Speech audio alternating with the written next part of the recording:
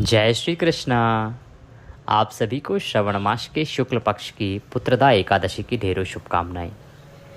प्रिय भक्तों, आप सभी पुत्रदा एकादशी के व्रत पूजन को लेकर बड़े उत्साहित हैं। आज के इस वीडियो में हम आपके लिए लेके आए हैं पुत्रदा एकादशी व्रत पूजन विधि। बताएंगे आपको कि किस विधि से आपको भगवान नारायण का, भगवान वासुदेव का इस एकादशी पर पूजन करना चाहिए, व्रत करना चाहिए। संकल्प कैसे करना है, पूजा के लिए सामग्री क्या रहेगी, कैसे मुंह करके बैठना है, कैसे भगवान की स्थापना करनी है, कैसे पूजन करना है, क्या कथा सुननी है, और साथ ही आपको बताएंगे कि पुत्र प्राप्ति के लिए क्या उपाय करना चाहिए। जो माताएं, बहन, भाई, बंधु इस एकादशी का संतान प्राप्ति के लिए या पुत्र प्राप्ति के लिए व्रत कर रहे हैं, पूजन कर रहे हैं, उनके लिए बड़ा ही अत्यंत लाभदायक उपाय बताएंगे और संपूर्ण विधि बताएंगे। तो आइए विधि आरंभ करेंगे, पूजा आरंभ करेंगे। आपसे निवेदन है कि भगवान के व्रत पूजन विधि का यह वीडियो है तो कृपया वीडियो को एक बार लाइक अवश्य कर दीजिएगा। अपनी मनोकामना पूर्ति के लिए और भगवान नारायण का आशीर्वाद प्राप्त करने के लिए कमेंट बॉक्स में अवश्य लिखिएगा जय श्री हरि या ओम नमो भगवते वासुदेवाय। आप देख रहे हैं देवभूमि ज्योतिष संस्थान का प्रतिष्ठित यूट्यूब चैनल देवभूमि धार्मिक। हम यहाँ पर सभी व्रत और त्योहारों की सही शास्त्रीय जानकारी प्रदान करते हैं।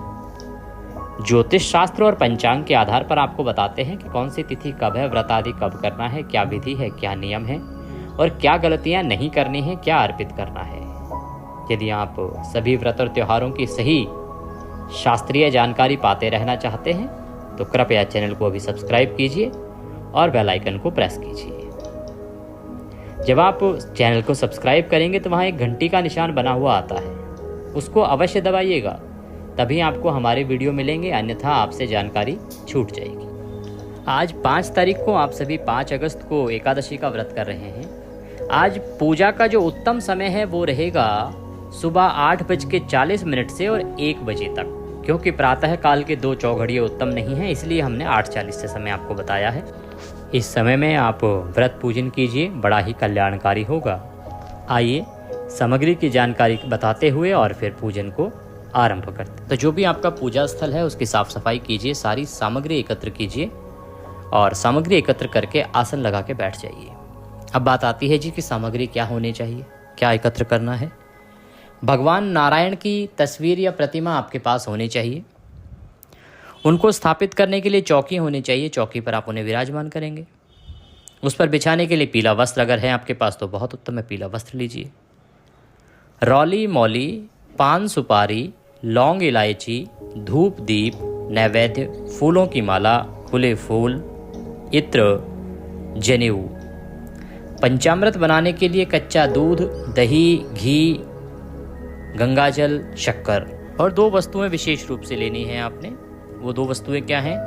एक तो विशेष रूप से आपने लेना है अंकुरित मूंग। अंकुरित मूंग क्या होता है? इसे जो स्प्राउटेड ग्रीन ग्राम दाल आता है उसको स्प्राउट्स बना लेते हैं, अर्थात उसको भिगो के रख दीजिए ओवरनाइट। आप रात भर भिगो के रख देंगे तो सुबह उसमें से अंकुर निकल आता है, उसे अंकुरित मूंग कहते हैं। वो लीजिएगा। ये वो लोग करेंगे जो संतान प्राप्ति, पुत्र प्राप्ति के लिए इस व्रत को करना चाहते हैं।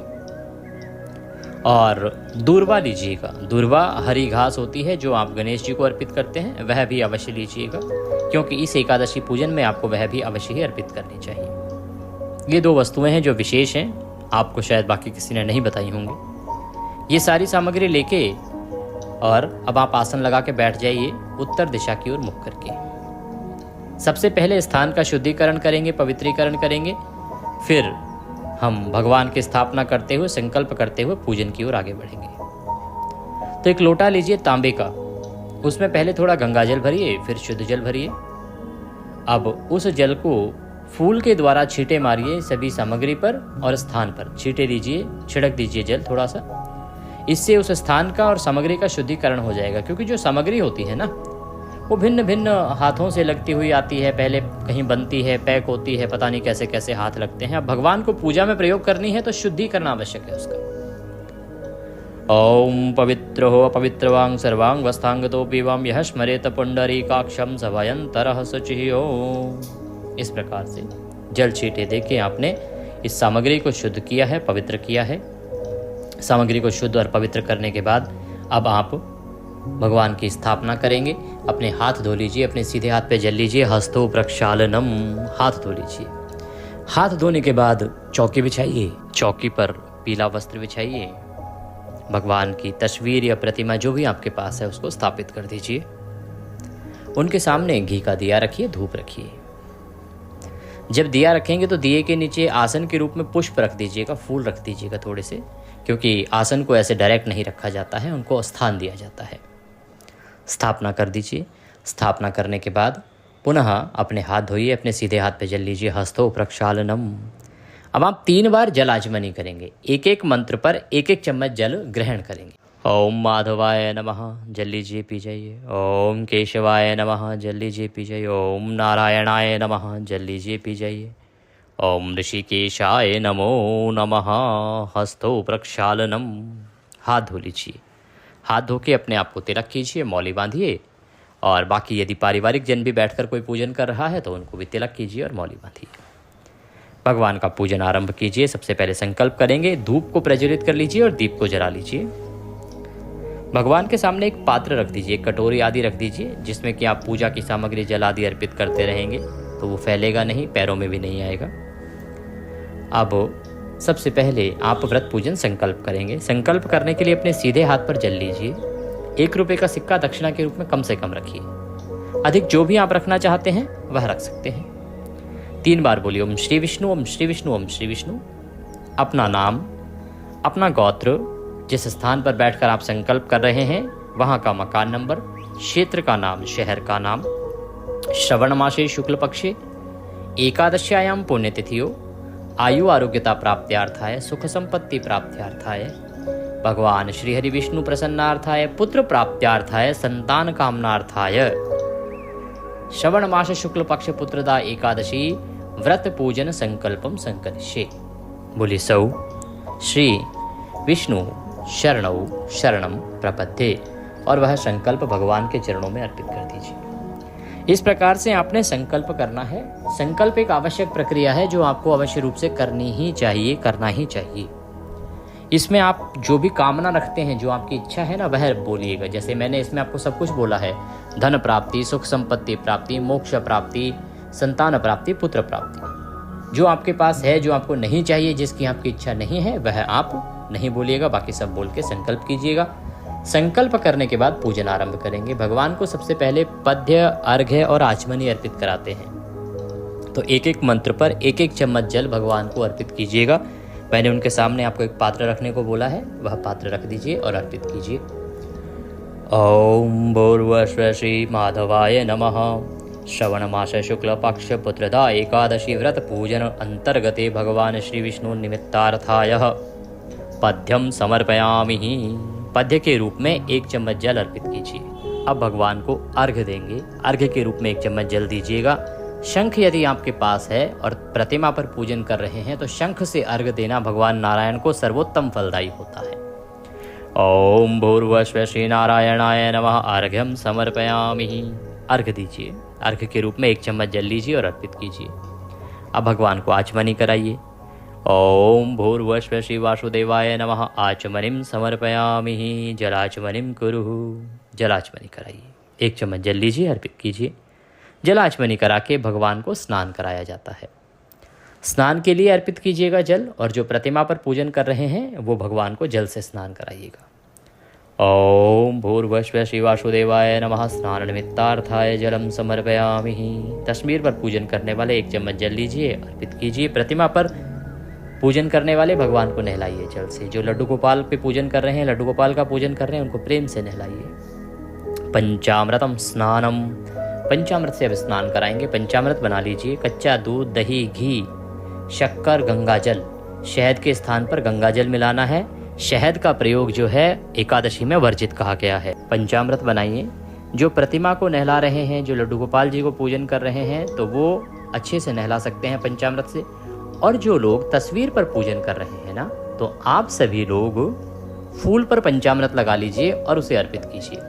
ओम भूर्भुवः श्री नारायणाय नमः। पंचामृतम समर्पयामि। पंचामृत अर्पित कीजिए भगवान को। प्रेम से पंचामृत चढ़ाइए। शुद्ध्योदक स्नानम, शुद्ध्योदक स्नान, शुद्ध जल से स्नान कराएंगे। अब गंगा जल युक्त जल से स्नान कराइएगा। ओम भूर्भुवः स्वः श्री नारायणाय नमः। शुद्ध्योदक स्नान निमित्तार्थाय शुद्ध जलम समर्पयामि। शुद्ध्योदक स्नान कराइए भगवान को। शुद्ध्योदक स्नान करा के अब नारायण को अच्छे से पहुँचिए। साफ वस्त्र से प्रभु को जनेऊ अर्पित कीजिए। जनेऊ हमने आपको सामग्री में लिखवाई है। जनेऊ को पहले रौली कुमकुम आदि से तिलक कर लीजिएगा, फिर चढ़ाइएगा। ओम भूर्भुवः स्वः श्री नारायणाय नमः। यज्ञोपवीतम समर्पयामि। यज्ञोपवीत अर्पित कीजिए। यज्ञोपवीत अर्पित करके भगवान को वस्त्र चढ़ाएंगे, वस्त्र अर्पित करेंगे। ओम भूर्भुवः स्वः श्री नारायणाय नमः। वस्त्रम समर्पयामि। वस्त्र अर्पित कीजिए। वस्त्रम उपवस्त्रम इत्रम, इत्र लगाएंगे भगवान को। इत्र लीजिए, इत्र को फूल पर या रुई पर लगा लीजिए और अर्पित कीजिए। ओम भूर्भुवः स्वः श्री नारायणाय नमः। इत्रम समर्पयामि। इत्र अर्पित कीजिए प्रेम से। इत्र अर्पित करने के बाद भगवान को तिलक करेंगे, तिलक लगाएंगे रौली कुमकुम आदि से। ओम भूर्भुवः स्वः श्री वासुदेवाय नमः। तिलकम समर्पयामि। तिलक कीजिए प्रेम से। तिलक करने के बाद भगवान को पुष्प अर्पित करेंगे। फूलों की माला होगी तो माला पहनाइएगा। ओम भूर्भुवः स्वः श्री वासुदेवाय नमः। पुष्पम समर्पयामि। माल्यार्पणम कुरुः। पुष्प अर्पित कीजिए भगवान को। माला पहनाइए प्रेम से। माला पहनाइए। माला पहनाने के बाद नारायण को दूर्वा अर्पित करेंगे। दूर्वा, हरी घास मैंने आपको बोली थी ना, वह लीजिएगा, वह प्रेम से अर्पित कीजिएगा। ये यूं तो चातुर्मास का नियम होता है, आपको प्रतिदिन अर्पित करनी चाहिए चातुर्मास में, अर्थात 2 नवंबर तक।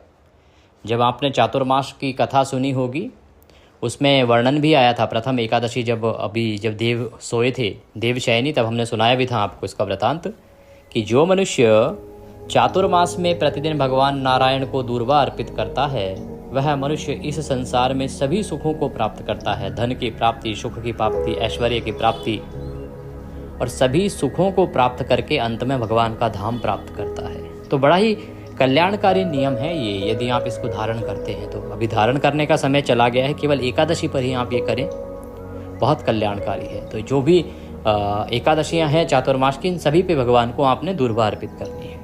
दूर्वा लीजिए और भगवान को अर्पित कीजिएगा। ओम भूर्भुवः स्वः श्री नारायणाय नमः। दूर्वांकुरम समर्पयामि। दूर्वांकुर अर्पित कीजिए। अब भगवान को आप धूप दिखाइए और दीप दिखाइए। ओम भूर्भुवः स्वः श्री वासुदेवाय नमः। धूपम अर्पयामि। ओम भूर्भुवः स्वः श्री नारायणाय नमः। दीपम दर्शयामि। धूप दीप दिखा के नैवेद्य अर्पित कीजिए। नैवेद्य कैसे चढ़ाएंगे भगवान को? नैवेद्य के रूप में यदि आपके पास मिठाई है तो मिठाई चढ़ाइए, फल है तो फल लीजिए, अन्यथा मिश्री लीजिए, वो अर्पित कीजिए। ओम भूर्भुवः स्वः श्री वासुदेवाय नमः। नैवेद्यम समर्पयामि। नैवेद्य अर्पित करके अब आप मूंग अर्पित करेंगे। अंकुरित मूंग, जो हमने आपको उपाय के तौर पे बताए हैं, विशेष रूप से पुत्र प्राप्ति के लिए। हाथ में वह मूंग लीजिए। नारायण से प्रार्थना कीजिए कि हे प्रभु, हे जगत के स्वामी, आज इस पुत्रदा एकादशी व्रत पूजन में हम आपको यह अंकुरित मूंग अर्पित कर रहे हैं। जिस प्रकार से इस मूंग में आपकी कृपा से अंकुर फूटा है, जीवन फूटा है, वैसे ही हमारे इस अंधकार में जीवन में भी एक अंकुर, एक नया जीवन प्रदान कीजिए। हम संतान की कामना के लिए, पुत्र की कामना के लिए यह आपको अर्पित करते हैं, इसे स्वीकार कीजिए और भगवान के चरणों में अर्पित कर दीजिए। अब आप जलाचमनी कराएंगे। 1 चम्मच जल लीजिएगा, अर्पित कर दीजिएगा। ओम भूर्भुवः स्वः श्री वासुदेवाय नमः। जलाचमनीम समर्पयामि। जलाचमनी कराइए। जल आचमनी कराने के बाद तांबूल अर्पित करेंगे। तांबूल क्या होता है? पान का पत्ता लीजिए, उसमें 2 लौंग, 2 इलायची और सुपारी रखिए और वह भगवान को अर्पित कीजिए। ओम भूर्भुवः स्वः नारायणाय नमः। तांबूलम समर्पयामि। तांबूलम पूंगी फलम शुभ दक्षिणायाम। जो भी दक्षिणा अर्पित करना चाहते हैं वह दक्षिणा भगवान को चढ़ाइए। हाथ जोड़ के भगवान को नमस्कार कीजिए। और अब आपने कथा सुननी है एकादशी की, साथ में विष्णु सहस्त्र नाम सुनना है। आप हमारे चैनल पर नए हैं तो चैनल को अभी सब्सक्राइब कर लीजिए। लाभ ये होगा कि हम आपको एकादशी की सही कथाएं सुनाते हैं, सभी व्रतों की सही कथाएं सुनाते हैं, क्योंकि ये एक प्रतिष्ठित ज्योतिष संस्थान का चैनल है। यहाँ पर जो भी हम जानकारी देते हैं वह पंचांग पर आधारित होती है, ज्योतिष शास्त्र पर आधारित होती है। तो सही जानकारी पाते रहेंगे आप और सही कथाएं सुनते रहेंगे। साथ ही जो आवश्यकता होती है ना, जैसे एकादशी पर आपको विष्णु सहस्त्र नाम सुनना चाहिए, तो हम आपको कथा के साथ विष्णु सहस्त्र नाम एक ही वीडियो में अपलोड करके देते हैं। इससे आपका समय बचता है। एकादशी पर सायंकाल को कीर्तन करना चाहिए। अब सभी लोग कीर्तन के लिए जा नहीं सकते, मंदिर जा नहीं सकते, क्या करें? तो हम आपके लिए कीर्तन के लिए विशेष रूप से एक वीडियो बना के देते हैं, जिसको श्रवण करने से, जिसमें तीनों पाठ होते हैं भगवान के, उनका श्रवण करने से आपको कीर्तन का फल प्राप्त होता है। तो जो मनुष्य की आवश्यकताएं हैं समय के अनुसार, उनके अनुसार हम आपके लिए कार्य करते हैं। तो चैनल को अभी सब्सक्राइब कर लीजिए और बेल आइकन, घंटी के निशान को अवश्य दबाइएगा, तभी आपको वीडियो मिलेंगे। वहाँ एक घंटी का निशान बना हुआ आता है, उसको दबाइएगा। जो हमारे पुराने दर्शक हैं उन्होंने भी यदि प्रेस नहीं किया है बेल आइकन, तो वो भी प्रेस करें, जिससे कि आपसे कोई वीडियो छूटे नहीं। तो इस प्रकार से कथा सुनेंगे, कथा सुन के आरती करेंगे, नियमों के अनुसार दिन को व्यतीत करेंगे। नियम मैं पहले भी आपको बता चुका हूँ बहुत बार। विशेष रूप से ब्रह्मचर्य का पालन करना है, किसी के साथ लड़ाई झगड़ा नहीं, वैर भाव नहीं, किसी का हानि नहीं करना, घर में कलेश नहीं होना चाहिए। भगवान नारायण आपके घर में विराजमान है। इसके अतिरिक्त सायंकाल को कीर्तन करना है, रात्रिकाल को संभव है तो जागरण करना है। एक बात का ध्यान दीजिएगा कि एकादशी व्रत में जो है मिर्च और नमक नहीं खाया जाता है, फलाहारी व्रत किया जाता है, तो हम फलाहारी के आधार पर इसको करना चाहिए।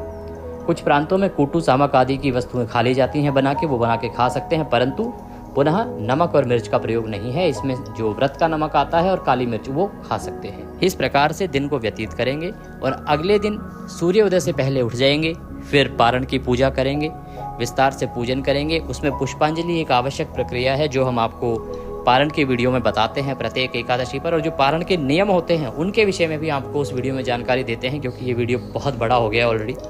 इसकी आवश्यक जानकारी जो थी हमने दी है इसमें। पारण के लिए हम कल एकादशी वाले दिन ही दोपहर को वीडियो अपलोड करेंगे, उसको अवश्य देखिएगा। उस विधि से आप पारण कीजिएगा, अवश्य ही आपकी मनोकामनाएं भगवान कल्याण करेंगे। हमें यदि दक्षिणा आदि कुछ भेजना चाहते हैं तो कमेंट बॉक्स में लिख के पूछ लीजिएगा। यहाँ डिस्क्रिप्शन बॉक्स में भी हमने अपने नंबर्स की जानकारी दी है, वहाँ पे भी आप भेज सकते हैं। नारायण सब पर कृपा करें, आपका व्रत सफल हो, यही कामना करते हैं। चैनल पर नए हैं तो सब्सक्राइब करते जाइए, वीडियो को शेयर कीजिएगा, लाइक अवश्य कीजिएगा और कमेंट बॉक्स में लिखिएगा जय श्री हरि या ओम नमो भगवते वासुदेवाय।